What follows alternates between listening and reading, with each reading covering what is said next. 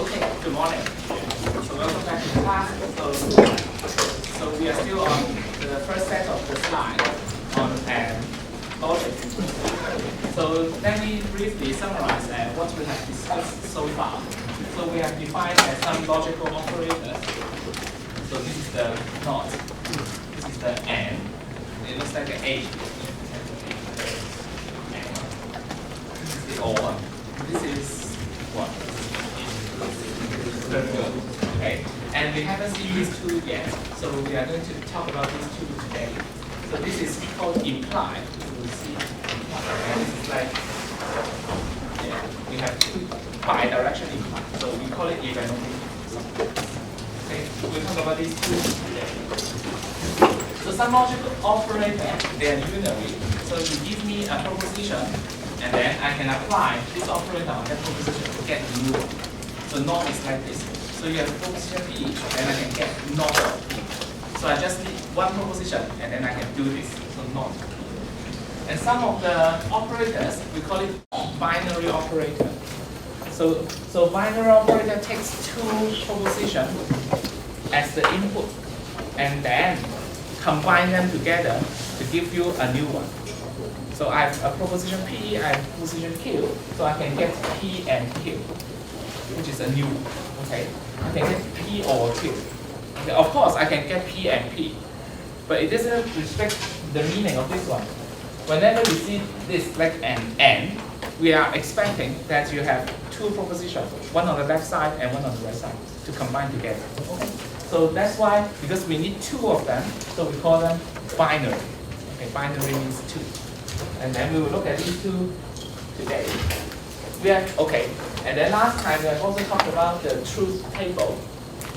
So truth table is a way, a very nice way to see what is the effect of the application of each of these operators.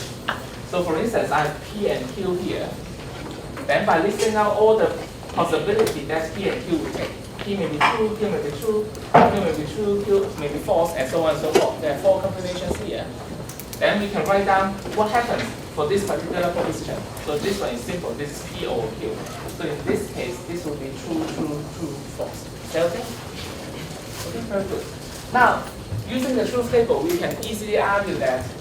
Okay, so we can use the truth table to help us to count how many binary operators that we can find. So very good. Okay, very good.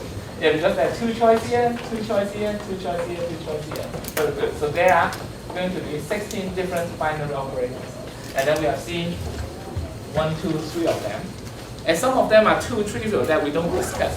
For instance, it can be a case that this is true, true, true, true, true. Okay, P something Q. You give true, true, true, true. Then okay, so it looks like it doesn't depend on P or Q. Right? So in that case, that operator, maybe you call it always true. So when you see that operator, whatever you are combining, then it gives you a true. So some of them are interesting, some of them are not. So for instance, these are all interesting because by changing the value of P or by changing the value of Q, then you may get a different truth value in the end. Okay? Good. And then another very useful thing about the truth table is it can help us to prove equivalence. So equivalence, you have this word, right? Equal. Okay. So equal value, so they are equal. So we are trying to prove that in some of the cases, two different propositions will always give you the same value, no matter you insert what is the truth value of P and what is truth value of Q or whatever. So for instance, I have two propositions here. One is this one. This is not, and then I bracket P and Q. So the bracket tells me that we should apply this P and Q first, and then get the result, and then get a not. Is that okay? And then here, and then we have another proposition. This is not P or not Q. Is that okay? Not P or not Q. And then, let's say, somehow, we are suspecting that these two propositions are the same. They are always giving us the same value. So let's try to see if it works, if it is true. Okay, so for instance, I want to get not P and Q. So in the truth table, let us list out all the possibilities of P and Q. In that case, we can determine under each of these possibilities what is the value of this P and Q. So P and Q will be simple. This is something that is basic. So this will be true, false, false, true. True, false, false, false. Is that okay? This is N. Okay. And then this is the negation of this one. Okay, so when it is true, then it should be false. When it is false, it should be true. So we get false, true, true, true. Is that okay? Okay, now this not P, we go back and look at this P. P is true, true, false, false. So this not P will be false, false, true, true. Is that okay? Okay, and similarly, this not Q depends on this column. This is true, false on that side. So this will be false, true, false, true. Is that okay? So far so good, right? And then this is not P or not Q. So not P or not Q, we look at this one and this one. So false or false will give us false. And then false or true will give us true. True, false, true. And true, true, true. Okay, now we have listed out. So we have used truth table to compute all the different cases. True, true, true, false, false, true, false, false for P and Q. And then we get this column. This column corresponds to what happened on the left-hand side. And then this is the right-hand side equation. And this column corresponds to what is happening on the right-hand side. And then you will see that whenever there is a false here, there is a false here. Whenever there is a true here, there is a true here. True will get true, true will get true. So that means what? That means that for these two propositions, they will always agree in the truth value. And so we call them equivalent. Is it okay? So the adjective here is equivalent. Okay? So we call these two equivalent propositions. Okay? That's it.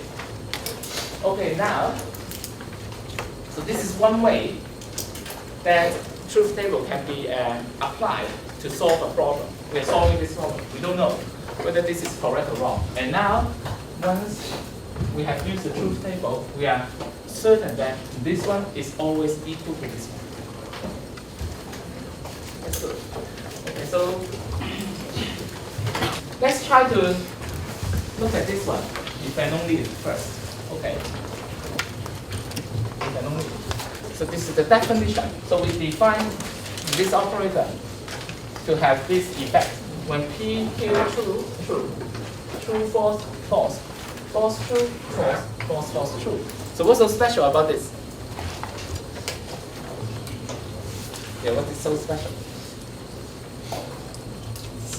Okay, so how this looks like you have this side implies this side implies this side. Looks like this. Looks like equal, right? So if you look at the cases where it is equal, whether it is true, so this is the true case, this is another true case, then what we see? We see that this and this are the same. And then this and this are the same. So when the left-hand side and the right-hand side are the same, they have the same true value, then the result will be true. Otherwise, it is false. Okay? So this gives us some way to memorize this symbol. This symbol means the left-hand side and the right-hand side. If they are equal, then we get a true. Otherwise, we get a false. Okay? And another special thing about this one is, let's recall the exclusive OR. Exclusive OR means exactly one of them is true. Okay, when the two of them, it will be true. Otherwise, it should be false. Is that okay? So if you look at it, then these two are actually complementing each other. Whenever this side is true, this side is false. Whenever this side is false, this side is true. Okay? So immediately we actually have this proven. P if and only if Q will be equivalent to what? Okay, it is equivalent to, we first get P exclusive of Q, and then we take a knot. Okay? Say okay? Of course, you can also say something like this. On the other hand, you can take a knot of this P exclusive of Q, and then it turns out that it is always equivalent to, this is if and only P exclusive of Q. Is that okay? Is that okay? So we use the truth table to observe that these two are correct. And then we get two new equivalences. Okay? Okay, now, yeah, another one. Okay.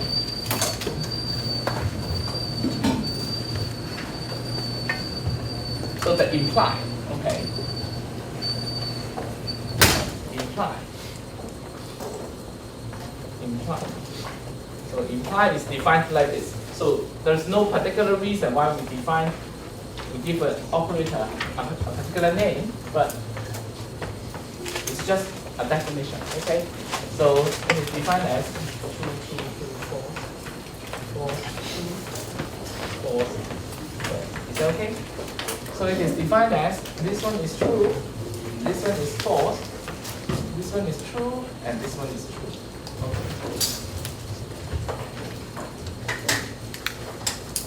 Okay, so we have 3 truths here and 1 false. Okay, let's take a look of what is meant. What is the case that it is false? Okay, what is the case that it is false? It is false when the left-hand side P is true, but the right-hand side is false. Okay, so this is the only case that we're having the value false. So how do we memorize this one, or how do we connect this particular symbol? Imply. This is called an imply. Imply to this one. So usually it is like someone saying something conditionally, and then you want to show that he's lying, he's saying something wrong. For instance, let me see. Something. So conditionally, a conditional statement is something like if blah blah blah blah blah blah, then blah blah blah blah blah blah. Because under this condition, if something happens, then something will happen. So for instance, if what? So for instance, if today is Monday, then I won't be teaching. Okay, so this is something that I'm trying to say to you. But you can immediately tell me that it is wrong. It is, to our common sense, it is wrong. Because, okay, today is really Monday. So we have a true condition at the left side. It's really Monday. But then, I'm now here teaching this class. What I'm saying was, if this is Monday, I'm not teaching. So you will see that this is actually something wrong. We can prove that I'm wrong if you can find out this happens, if something happens. Okay, if it is Monday, then I'm not teaching. Then no teaching, no class. You can actually show that this is actually wrong, because today is really Monday, and we have a class instead of no class. So for this one, we can easily say that it is a false statement. But on the other hand, if I'm saying that if I'm rich, I will buy you an ice cream. Okay, but this one, there is a problem. You cannot disprove me because I'm not rich.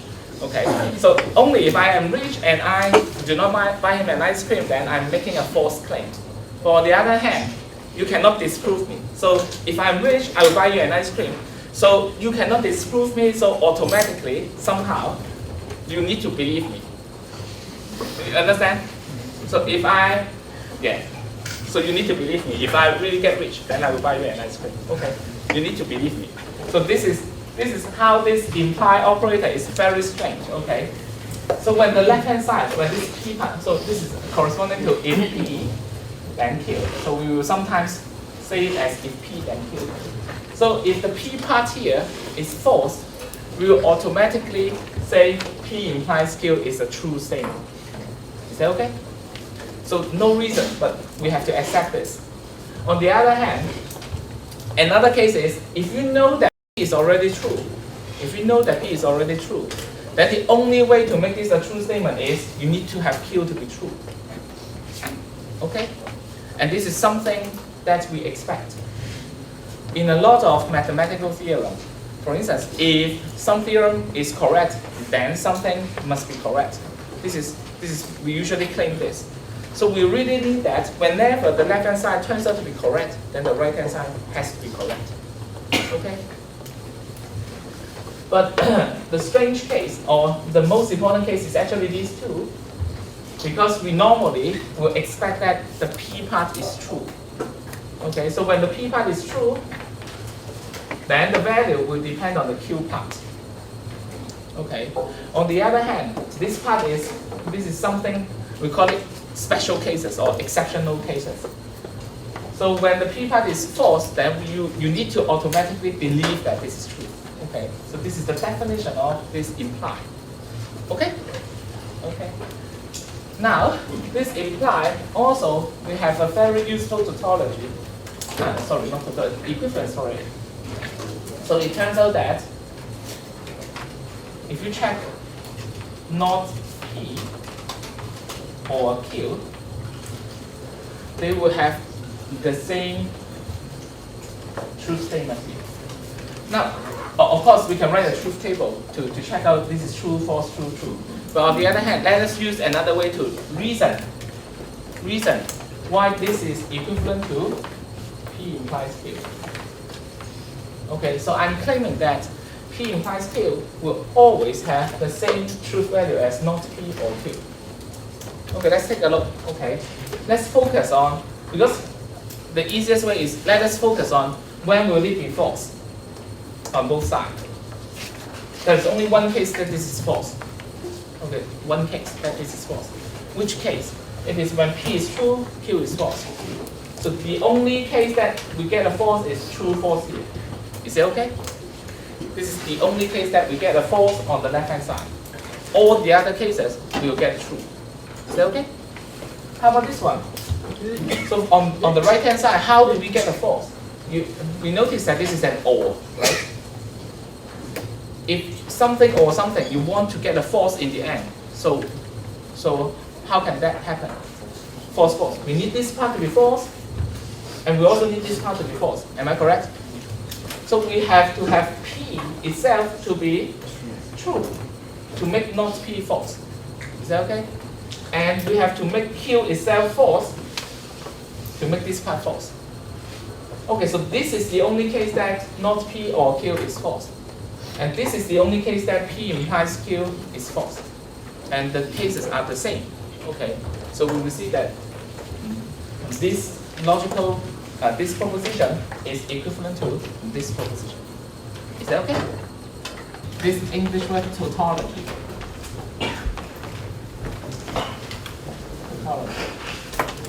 Tautology is what? Okay, it's a proposition or something that is always true.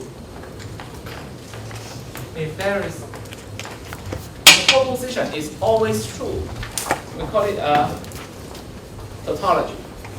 So example, so let's give you an example. So we have a very simple example. So I have a P, okay, it is a proposition P, and then or not of P or not P, P is a proposition, not P is a proposition, or together, we combine them together, it is a new proposition. So if you look at it, this proposition is always true. Reason, P is true, then we get the true overall. If P is false, then this side is true, we get the true overall. So this is always true. No matter what value of T or F you fit into this P, it gives you always true. Okay? Okay? And then another English word, okay? Contradiction.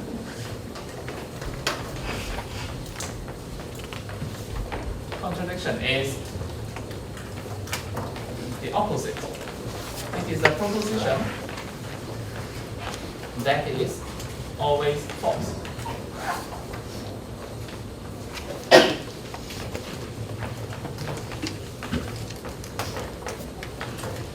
Okay, so in this case, so let's have an example. So this example is also easy. So and not. This is a contradiction. Okay. So always false contradiction. So later we will learn some proving techniques. Some proving techniques called proof by contradiction. So this technique is something that we try to assume something is correct at the beginning, but in the end you arrive at a contradiction. You arrive at something that is always false. And then the proving technique will then tell us that your beginning assumption, the first assumption that you have made, has to be wrong. We will talk about this more later, but this contradiction will appear later in the course. Okay. Now, okay, so tautology, we will use the symbol T to represent it because it's always true. Contradiction, we will use the symbol F to represent it because it's always false. And then, okay, so we have mentioned what is equivalent.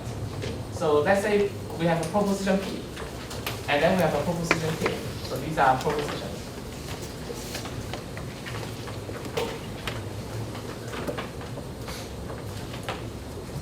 So we can actually say that we have a definition of the equivalent. So we say P and this is not the logical and this is English and P and Q. These two are equivalent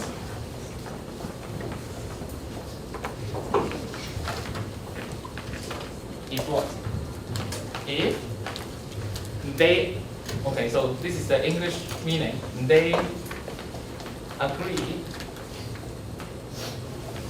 in the truth value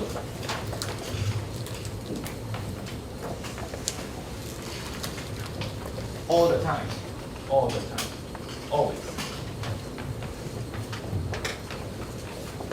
Right? Okay.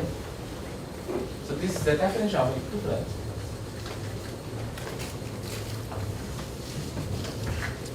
But in other words, okay, so this is the English meaning.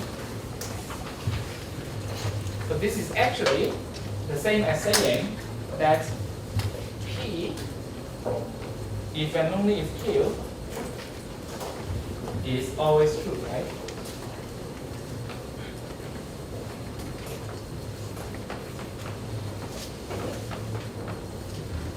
Right? Because they agree in the truth value all the time. So when this is true, then this has to be true. When this is false, then it is false, right? So we need to have them to agree in the truth value all the time. And now we have learned a new word, tautology. So actually this one, you can also say that in another way, that P, if and only if Q is a tautology.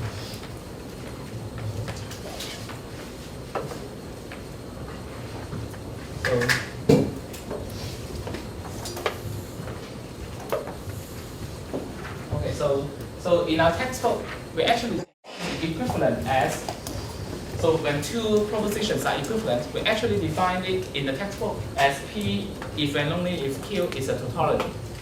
Okay, but let me make this claim here in the class. What is most important is you understand what is meant by equivalent. The equivalent case is happening when no matter what happens, the left-hand side proposition and the right-hand side proposition, they agree in the truth value. So if you understand this concept, yeah, you don't care about this, you don't care about this, you don't care about this. Is that okay? So they're actually saying the same thing in different way. What is most important is you understand what is happening. and you can explain. Okay, you can explain to your classmates what is going on. So if you can do that, then perfect. You understand what is the concept of equivalence. Okay? Okay? Okay. Okay, so we have seen a lot of equivalence. So here, this is the first one that we proved today, and we have seen more. Actually, there are a couple of logical equivalences that are used again and again, so that people will give it names, and then also it is also useful to memorize them. So I will introduce them to you now. And they are very, very simple.